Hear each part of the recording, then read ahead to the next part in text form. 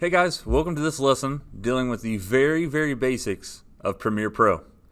We're going to be talking a lot about editing and shooting video and things throughout this class, obviously, because that's what this class is about. However, the most fundamental thing that we have to get down is how to edit footage, and that is known as post-production. So you have the 3 P's of making a video or any kind of production. That is pre-production, that's all your planning and all your scripting and all that stuff, and then there's production, which is what happens, filming the videos and making the things. And then there's post-production, which is where you're using a non-linear editing system such as Premiere Pro to make this video come to life.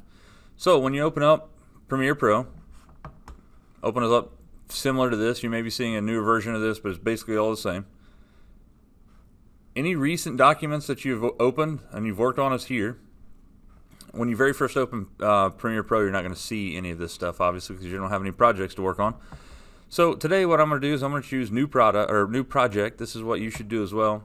The name, we're going to name it something that you know what it is. This is going to be your project. So I'm just going to call this bike video because that's what we're going to be editing today. I've given you guys 3 clips that's located in Canvas. You need to go over there and download those 3 clips. The 3 clips are these 3 clips right here: bike cable shot 1, bike cable shot 2, and bike low shot.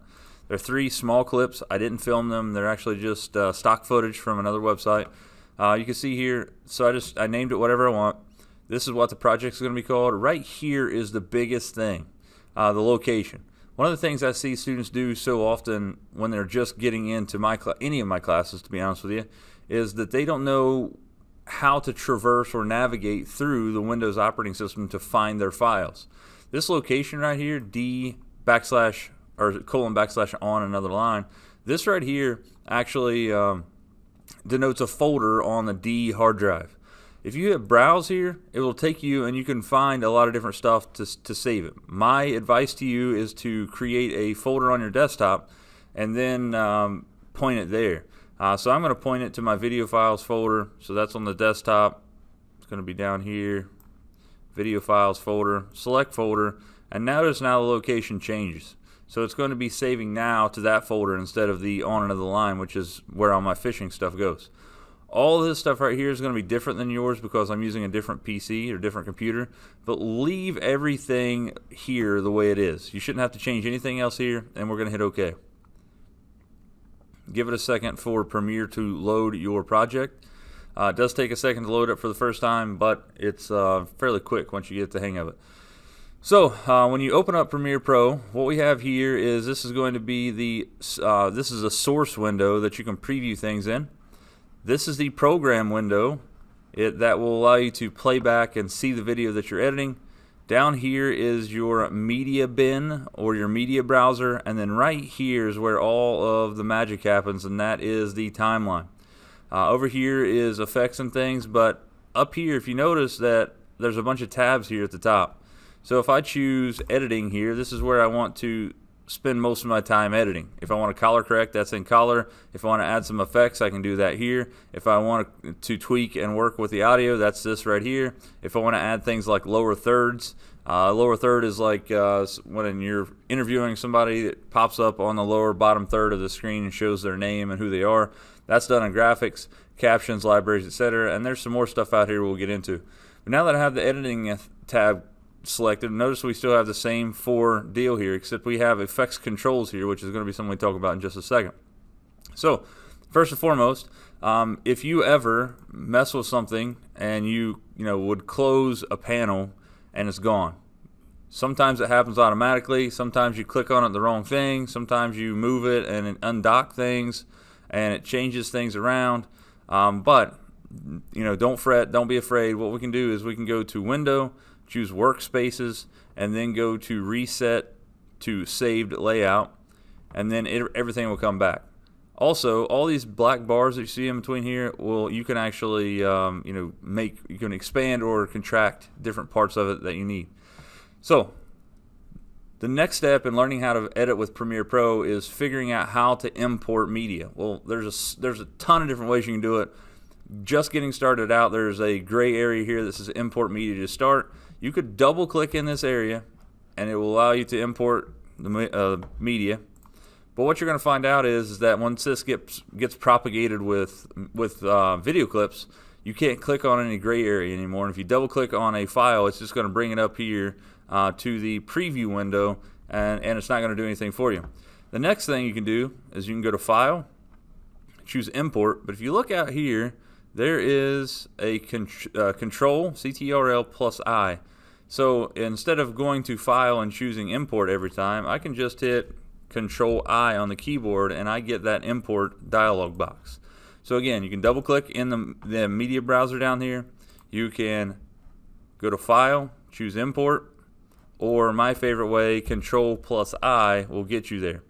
So we need to bring in the 3 files, and you can bring these things in separately. You can bring multiple files in. You can bring a lot of different things in at the same time. Videos, photos, captions, lower thirds. There's a ton of stuff that you can bring in here. Right now we're going to be working with 3 video clips. So I'm going to start off by double clicking down here because it's easy. I'm going to double left click there, and I'm going to go to the desktop. I'm going to scroll down and I'm going to find my video files here. So I can select these separately. So I'm left clicking here, and notice that they turn blue consecutively, but they don't stay blue. I can left click, hold, and drag around these to select all 3 of them. But if you get to a point where there's a lot of files in here, that might be pretty tough. So if you hold the Control key down on your keyboard, left click on one, I'm still holding Control down, left click on another, left click on another. Notice that I can select them all 3 again, but in this case it's fairly easy for me to click, hold, and drag a marquee around those 3, and I'm going to hit open. It's going to import the files, and depending on how big the files are, it's going to take, it may take longer there to import. So down here you notice that these 3 files are highlighted gray. That means that they're selected. So if I were to click, hold, left click, hold, and drag these over into the timeline, and when I release them, it's going to bring all 3 clips in. That may not be what I want. I may want to just bring in one at a time. So Control Z on the keyboard, as in 0, Control Z is undo, and it will undo the previous step that you just did. Also, another thing is, if you're doing this in steps and you bring these out one at a time, if you hit Control Z, you can keep doing that until you get back to where a spot that you're happy with. So just for the sake of the thing, and notice here that I can take my mouse and I can scrub through this clip to see what's actually on the clip. In this case, we really don't care. I'm just going to bring in one of these, so I'm going to left click, hold, and drag it in here to the timeline. I want you to notice here really quickly that there's a gap in between here and here, and that shouldn't be right. That's not right. The gap here, again, so if you notice here, I have V1, A1, A2, A3, and going up I have V1, V2, and V3. So what this is these going this way, so this track right here is a video track, this is a video track, this is a video track, and these 3 are audio tracks. And having that gap there is not something we want. We want to work right here towards the middle when we can. So I'm going to click, hold, and drag this audio clip up just so it goes up to that next audio clip. Likewise, I can click and drag that down if I wanted to, and we'll get into why you would want to do that. Also, creating new tracks and things will be something we work on as we go forward. So now that I have my video clip here, let me turn my volume down. You don't need to hear the volume. But now that I have my video playing here, notice that I can click, hold, and drag on this area right here, on this playhead, to get the video to do what's known as scrubbing. I can scrub through. Now let's just say that I want to get to the point where I want to get some action here. So what I want to do is I want to get it right where this motor or this bike takes off of the ramp. So I can scrub like this, and then when I get really close and I want to fine tune it, I can then use the left and right arrow keys on the keyboard. So I'm going right here, left here, and it goes frame by frame and lets you scrub through it. So I've found a point here that I'm happy with. Next thing I want to do is I want to make a cut here, and I want to split the video here. And this is where the non-linear editing system, or the idea of having a non-linear editing system, comes in. And that is the fact that I can cut and edit these things in any sequence. So to make a cut here, there are 2 different ways to do it. First, there's a razor tool here, but if you look on the outside of where it says razor tool, you can see that the hotkey for that, or the keyboard shortcut, is the letter C. So I like to think about cut, starting with C. So if I hit C on the keyboard, notice that it selects that tool right there. So if I go down and I select that, or I just hit C on the keyboard, the same exact thing.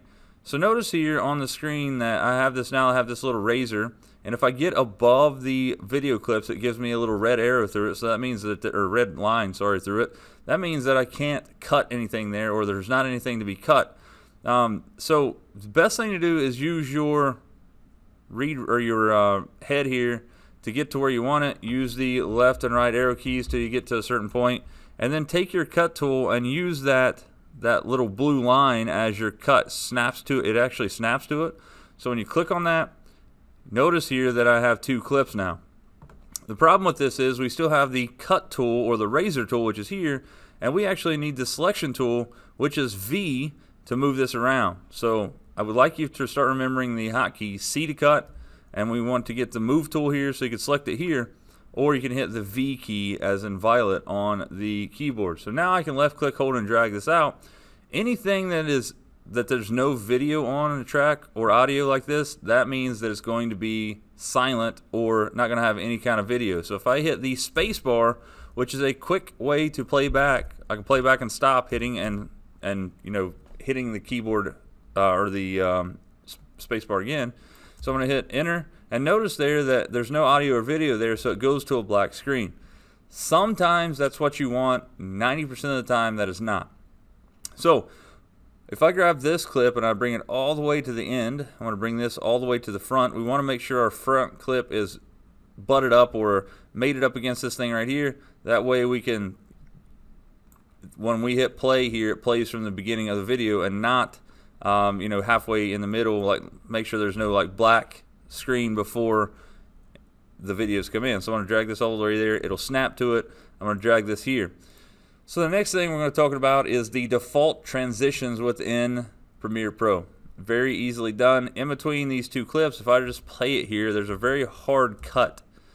It goes from one clip to the other.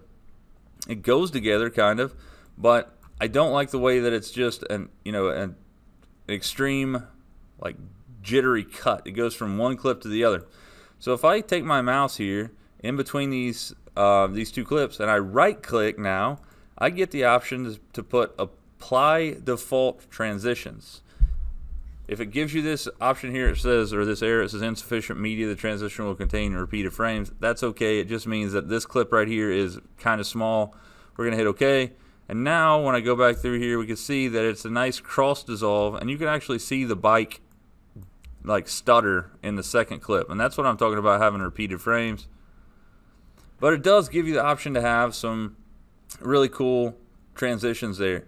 So again, if I wanted to do this, I can bring in another clip here, butt it up against the other clip, right click, or I'm going to left click first. You really don't have to left click first. We're going to right click in this area right here, apply default transitions, and now you can see that it fades into one and then fades over into the other one. So that's a crossfade transition. Next thing that you're going to learn today, and it's going to be the last thing we talk about, is the ability to silence audio and get rid of video collectively. You'll see what I'm talking about in a second. So I'm going to select this, hit delete on the keyboard to get rid of these things. I'm just working with this one clip. Notice this is a video track and I have audio tracks here. You can tell by that by having the audio clips there. Same with the video. If I open this up a little bit more, so I have video here, I have audio here. And if you didn't see how I did that, these 2 little scrolls here, you can click and drag it to make it smaller or bigger. So here's the audio and here's the video. So if I just want to get rid of video and have the audio, what I'm going to do is I'm going to left click out into the gray area here, and notice that that clip deselected. So now it's selected, now it's deselected. We don't want it to be that light gray. We want it to be where it's not selected. And then I'm going to hold the Alt key on the keyboard, Alt, and I'm going to left click one time the video. So the video here now is what's known as unlinked, or so it has no relation to the actual video or the audio. So I can actually click, hold, and drag this out. I can also, so let's just say, why would you want to do this? Well, maybe you shot some video and the video and the audio are not synced up. You can move this around to sync up the audio and the video, or you can literally delete one portion of the video or one portion of the audio. So I'm going to hit Control Z to undo that a couple times. So now notice if I drag this around, they're together, and that means that this right here has not been unlinked or separated. So same goes for the audio. If I just want the video and no audio, I can actually hit Alt, click on the audio, hit delete on my keyboard, and it's gone. Another really cool or really powerful technique doing this is if you find somebody saying some profanities, or there's like a glitch in the audio and you want to get rid of it, you could take the exact same technique that we've done. So I'm going to use the C key to get the cut, and let's just say that it happens between here. I'm going to hit V on the keyboard to get my move tool to move this. I could have hit the right arrow key as well. C on the keyboard to go back. I'm going to cut that, and now what I can do is I can go back to the move tool here, and then let's just say that that happens between that clip and that clip, or in between there and that audio. What I can do now is, now that it's not selected, hold Alt, hit that, hit delete. So that right there is going to be the very, very basics, or basics video 1 for using Premiere Pro. Let me know if you guys have any questions. Shoot me a message on Canvas, whatever you need to do. But come up with a small edit like this of your own with those 3 bite clips.